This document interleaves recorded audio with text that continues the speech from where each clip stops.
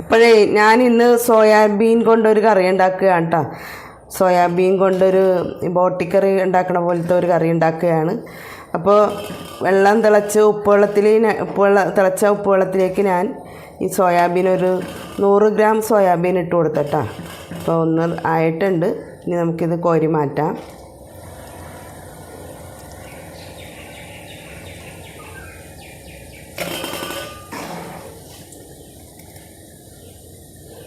അപ്പോൾ പീര വറുക്കാനായിട്ട് ഞാൻ ചട്ടി വെച്ചിട്ടുണ്ട്. ചട്ടി ചൂടായിട്ടുണ്ട്.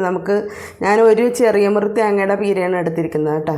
അപ്പോൾ അതിലേക്ക് പീര ഇട്ട് കൊടുക്കാം. ചട്ടിയിലേക്ക് പീര ഇട്ട് കൊടുക്കാം. ഒപ്പം ഒരു 5-6 ചുമന്നുള്ളി, ഒരു 4-5 വെളുത്തുള്ളിയും കൂടി ഇട്ടിട്ടുണ്ട്. അതൊന്ന് വറുത്തെടുക്കാം.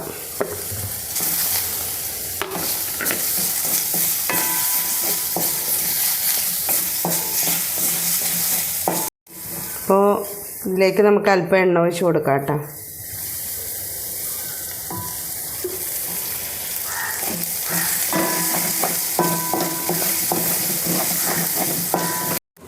അപ്പോൾ നമ്മുടെ പീരയൊക്കെ ഒരുവിധം ആയിട്ടുണ്ട്. ഈ സമയത്ത് നമുക്ക് അല്പം മസാല ഇട്ട് കൊടുക്കാം. ഇതിലിപ്പോൾ പെരുംജീരകം, ഏലക്ക, പട്ട, കറയമ്പ് എല്ലാം കുറേശ്ശെ എടുത്തിട്ടുണ്ട്.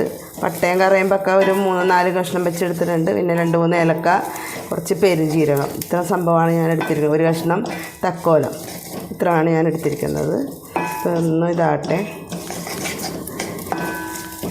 നമുക്കിതിലേക്ക് കുറച്ച് വേപ്പില ഇട്ട് കൊടുക്കാം കേട്ടോ.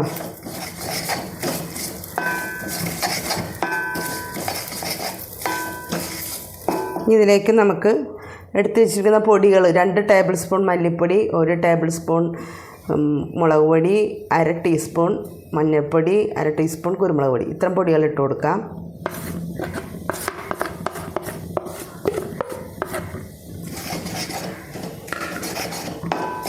നമുക്ക് തീ ഓഫ് ചെയ്യാം. ചട്ടിയുടെ ഈ ചൂടിൽ തന്നെ ഇത് മൊരിഞ്ഞോളും. തണുത്ത് കഴിയുമ്പോൾ നമുക്ക് നന്നായിട്ട് വെണ്ണ പോലെ അരച്ചെടുക്കാം.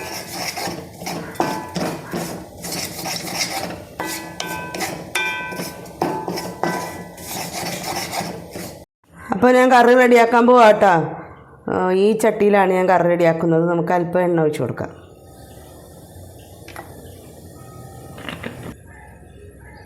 അപ്പോൾ എണ്ണ കാഞ്ഞിട്ടുണ്ട്. നമുക്ക് ഇതിലേക്ക് അല്പം കടുകിടാം.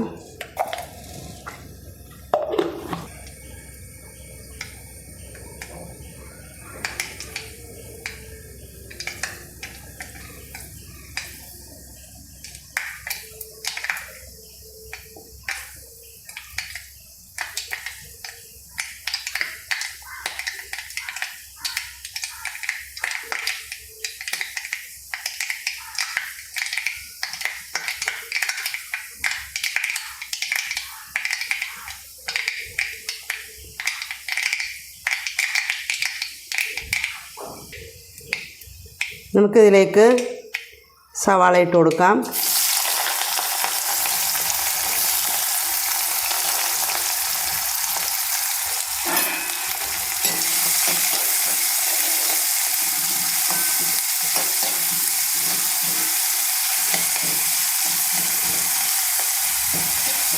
ഇതിലേക്ക് ഗ്രേവിക്ക് ആവശ്യമായ ഉപ്പിട്ട് കൊടുക്കാം കേട്ടോ. അപ്പോൾ സവാള പെട്ടെന്ന് മുരിയും ചെയ്യും. കൂടാതെ കുറച്ച് ഒരു 5-6 അല്ലി ഉള്ളിയുണ്ട്. പിന്നെ ഒരു കഷ്ണം ഇഞ്ചിയുണ്ട്. പിന്നെ ഒരു 3-4 വെളുത്തുള്ളിയുണ്ട്. അപ്പോൾ അതങ്ങാട് ഇട്ട് കൊടുക്കാം. വാടട്ടെ. നമ്മളപ്പോൾ അരപ്പിൽ വെളുത്തുള്ളിയും ഉള്ളിയൊക്കെ ചേർത്തിട്ടുണ്ട്. കൂടാതെ ഇപ്പോൾ താളിപ്പിൽ കൂടി കുറച്ചിടുകയാണ്.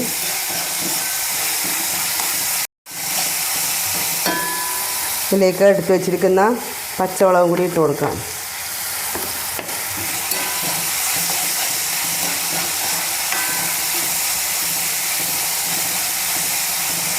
നമ്മുടെ സവാളയൊക്കെ ഒന്ന് റെഡി ആയിട്ടുണ്ട്. ഈ സമയത്ത് നമുക്ക് അല്പം കറിവേപ്പില ഇട്ട് കൊടുക്കാം.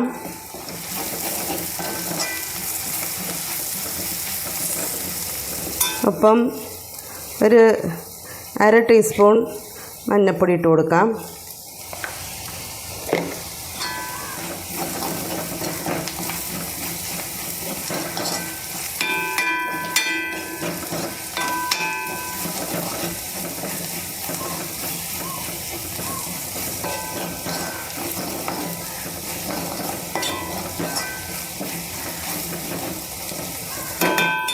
ഇതിലേക്ക് നമ്മൾ ഒരു പച്ചക്കായ അരിഞ്ഞ് വെച്ചിട്ടുണ്ട്, അതിട്ട് കൊടുക്കാം. കഴുകി നീറ്റാക്കി വെച്ചിരിക്കുന്നതാണ്.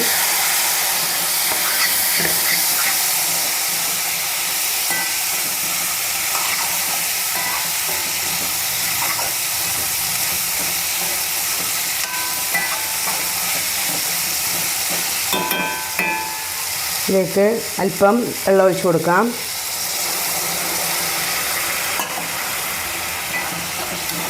ഈ കായ ഒന്ന് റെഡിയാവട്ടെ. അപ്പോഴേ നമ്മുടെ കായ ഇട്ടിട്ട് കുറച്ച് നേരമായി, ഒരു 5-10 മിനിറ്റ് ആയിട്ടുണ്ട്. കായൊക്കെ വെന്തിട്ടുണ്ട്. അപ്പോൾ ഈ സമയത്ത് നമുക്ക് നമ്മുടെ ഈ സോയാബീൻ ഇട്ട് കൊടുക്കാം. സോയാബീൻ ഞാൻ തിളച്ച ഉപ്പുവെള്ളത്തിലിട്ട് നന്നായിട്ട് റെഡിയാക്കി എടുത്തതാണ്. അതിനുശേഷം തണുത്ത വെള്ളത്തിലിട്ട് 2 തവണ കഴുകി നന്നായിട്ട് പിഴിഞ്ഞെടുത്തതാണ്. അപ്പോൾ 1-2 തവണ കൂടി കഴുകേണ്ടി വരും, കാരണം നല്ല അഴുക്കുണ്ടാവും. അപ്പോൾ ഞാൻ നന്നായിട്ട് കഴുകി പിഴിഞ്ഞെടുത്ത സംഭവമാണ് ഇത്. നമുക്കിതിലേക്ക് ഇട്ട് കൊടുക്കാം. കായിൻ്റെ അകത്തേക്ക് ഇട്ട് കൊടുക്കാം.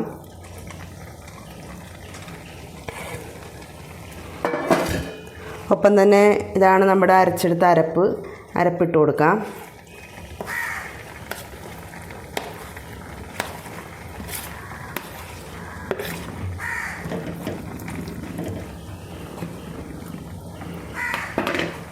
അരപ്പ് കഴുകിയ ജാറ് കഴുകിയ വെള്ളമാണ്, അതൊഴിച്ച് കൊടുക്കാം.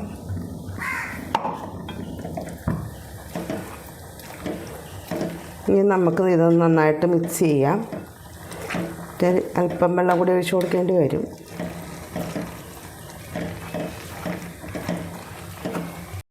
ഇപ്പോൾ നമ്മുടെ അരപ്പൊക്കെ കൂട്ടി അല്പം വെള്ളം കൂടി ഒഴിച്ച് അരപ്പ് റെഡിയാക്കിയിരുന്നു ഞാൻ. അപ്പോൾ ചൂടുവെള്ളമാണ് ഒഴിച്ചത് കേട്ടോ. ചൂടുവെള്ളത്തിലാണ് ലാസ്റ്റ് ഒന്ന് ഇത്തിരി നീളണമായിരുന്നു. ഇപ്പോൾ അല്പം ചൂടുവെള്ളം കൂടി ഒഴിച്ച് റെഡിയാക്കി. അപ്പോൾ ചൂടുവെള്ളമേ ഒഴിക്കാൻ പാടുള്ളൂ, പച്ചവെള്ളത്തിലിട്ട് ഒഴിക്കരുത് കേട്ടോ. അപ്പോൾ ഇതിനി ഒന്ന് തിളച്ച്, ഇപ്പം എല്ലാം മിക്സ് ആക്കിയിട്ടുണ്ട്. ഇതിനി ഒന്ന് തിളച്ച് ഒരു 10 മിനിറ്റെങ്കിലും ചെറുതീയിലിട്ട് നമുക്ക് തിളച്ചതിന് ശേഷം ചെറുതീയിലിടാം. അപ്പോൾ അരപ്പിക്കിടുന്ന ഒന്ന് റെഡി ആവട്ടെ.